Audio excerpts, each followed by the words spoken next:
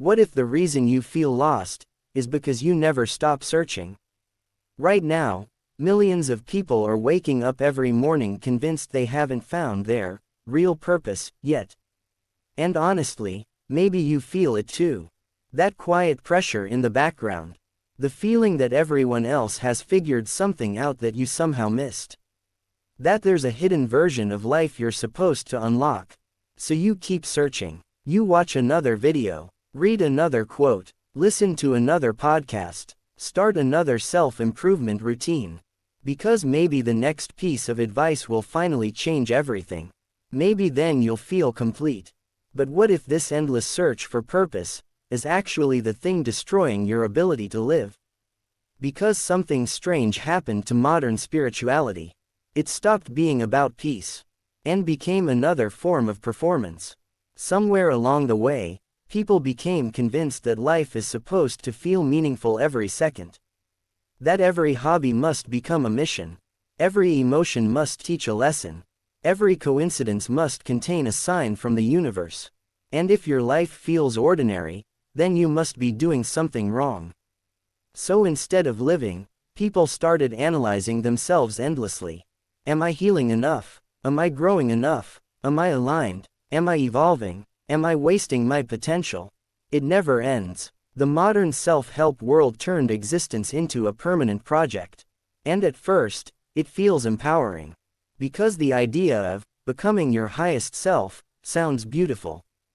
It gives pain meaning. It gives uncertainty structure. It makes you feel like your confusion is temporary, and enlightenment is just around the corner. But for a lot of people, the search quietly becomes addictive. Not because they find answers, but because searching itself becomes their identity. You can see it everywhere online. People documenting every emotional shift like it's a spiritual breakthrough. People treating normal sadness like a deep energetic transformation.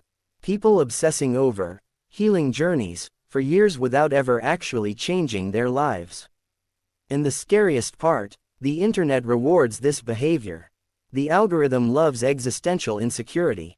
Because someone who feels incomplete keeps scrolling. Someone searching for purpose watches one more video, reads one more thread, buys one more course, consumes one more explanation for why they still don't feel fulfilled. And eventually, people become trapped in a cycle where they are constantly preparing to live, instead of living. Think about how many people today are obsessed with finding themselves. But what does that even mean? At what point did life become a scavenger hunt for identity? Previous generations often saw purpose differently. For most of human history, purpose wasn't something you discovered deep inside yourself after years of introspection. It usually came from responsibility, family, survival, community, work, faith. Whether those systems were perfect or not is another discussion. But modern culture replaced many of them with radical individualism. Now people are told, you can become anything. Your life must be extraordinary. You need to discover your passion. You need to maximize your potential.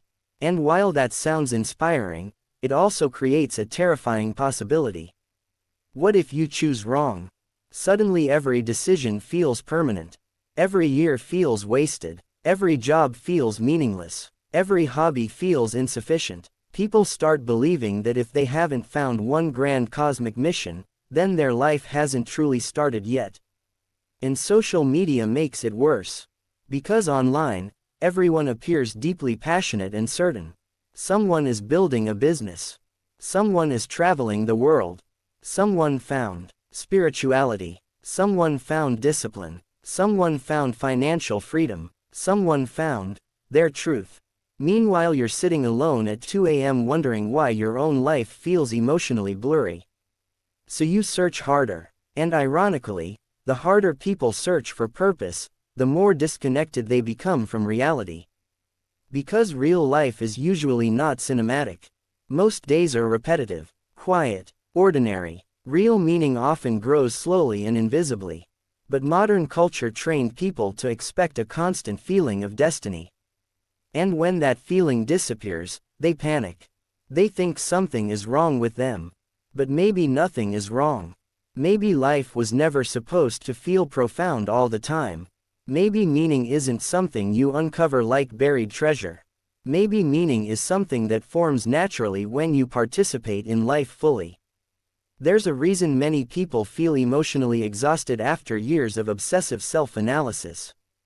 Because constantly monitoring your own existence creates distance from it. You stop experiencing life directly. You start narrating it. Even moments of happiness become evaluations. Is this what fulfillment feels like? Am I truly happy? Am I living authentically enough? Imagine asking those questions every day for years. At some point, your mind becomes incapable of resting. And this is where modern spirituality quietly overlaps with consumer culture. Because both rely on the same feeling. You are incomplete, but the solution is close. Just one more step, one more breakthrough, one more realization. The destination is always near enough to keep chasing, but never close enough to arrive. That's why some people spend years trapped in endless cycles of reinvention. New routines, new identities, new philosophies, new manifestations, new awakenings. But underneath all of it is often the same fear. What if my life never becomes meaningful? And honestly, that fear is deeply human.